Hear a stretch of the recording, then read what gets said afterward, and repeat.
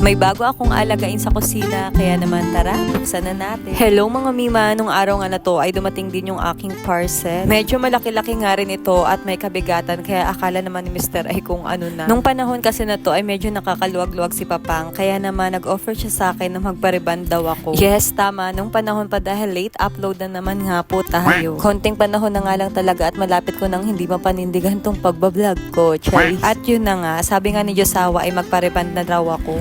Pero sabi ko ay saka na lang dahil meron talaga akong gustong bilhin sa online. Carry bells pa naman yung hair ko at mas gusto ko talagang unahin itong sa kusina. Kaya pinakita ko sa kanya kung ano yung gusto kong bilhin at sabi nga niya check out ko na daw. Sigurado nga magugustuhan niya rin to dahil mahilig rin naman siya magluto. At ito nga yung non-stick cookware set. Tatlo yung available na color nito, white, gray, and brown. At ito nga black yung napili ko. Para naman matchy-matchy dito sa color combination ng kusina ko. At higit sa lahat para hindi halata yung mancha kapag matagal-tagal mo na rin siyang nalulutuan. Napansin ko kasi doon sa color white nito, nakitang-kita na yung pagkaitim ng kawali niya. At hindi naman maiiwasan yun, lalo na kapag palaging ginagamit. Mas excited pa nga magbukas yung asawa ko nito kaysa sa akin dahil talaga mahilig rin siyang magluto. Sinamahan ko na rin pala ito ng silicone cooking tools. Syempre para hindi magasgasan yung bago kong kawali. O ayan, at sinusuri pa talaga niya. Pero para sa akin, i-rate ko to ng 9 out of 10. Dahil parang hindi silicone yung tong niya. Honest review lang to mga mima. Yun lang naman, pero nagandahan pa rin talaga ako sa kanya. At masasabi kong hindi pa rin ako nagsisi sa pagbili nito. At kung gusto nyo nga rin ito, syempre ilalagay ko na lang yung mga link sa comment section. Papasok na rin pala sa school si kuya nung mga panahon na to. Panahon pa talaga.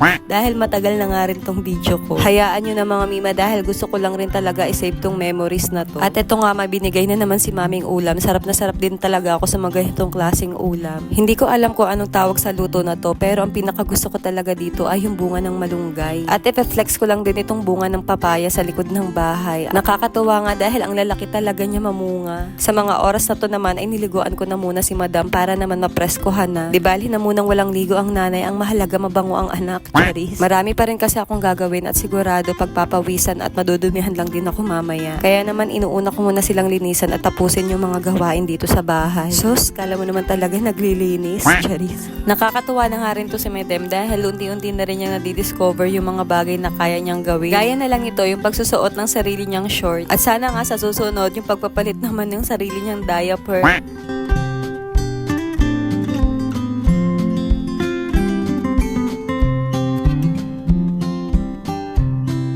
At pagkatapos ko naman kay madam ay ito naman ang inintindi ko, yung aming pananghalian. Hindi na muna ako magluluto ngayon dahil iinitin ko lang tong tira naming ulam. Medyo marami pa kasi at sobra pa rin to para sa aming tatlo. Kami lang din naman kasi ni kuya ang kakain nito dahil si Zia naman ay binilhan ko ng ulam sa labas na may sabaw. Di nga lang talaga ako makagawa ng solo dito sa kusina dahil itong si Zia ay lagi na lang nakabunto. Madalas nga ganito yung ganap namin dito sa bahay kapag kami-kami lang. Kaya para sa nanay ko, mga kung napapanood mo to, sana sakupin mo na lang ako lagi sa ulam. Sa totoo lang kapag duty si Mister ay pinagluluto na nga ako ni mama dito sa bahay bago siya umalis. O kaya naman ay isinasakop na nila ako sa tanghalian or sa ulam para yung dalawang bata na nga lang daw ang iintindihin ko. O diba? Sana all na lang mapalad sa ina, Charis.